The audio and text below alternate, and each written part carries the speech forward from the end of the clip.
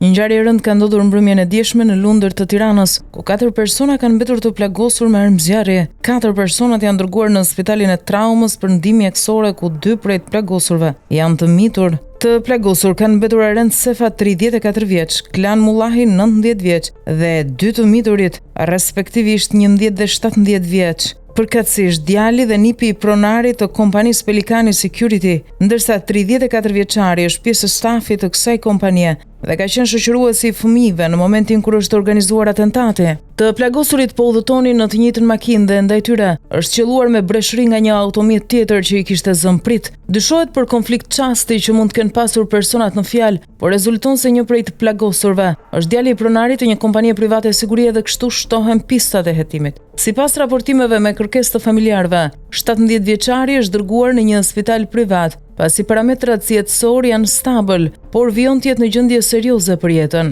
11 vjeçari vazhdon të jetë në sallën e operacionit tek trauma. Autorët e ngjarjes janë ende të pa identifikuar, mbetet e paqartë se kush ka qenë shënjestra e atentatit, por një grup hetimor është ngritur dhe po punon për zbardhjen e plotë të ngjarjes.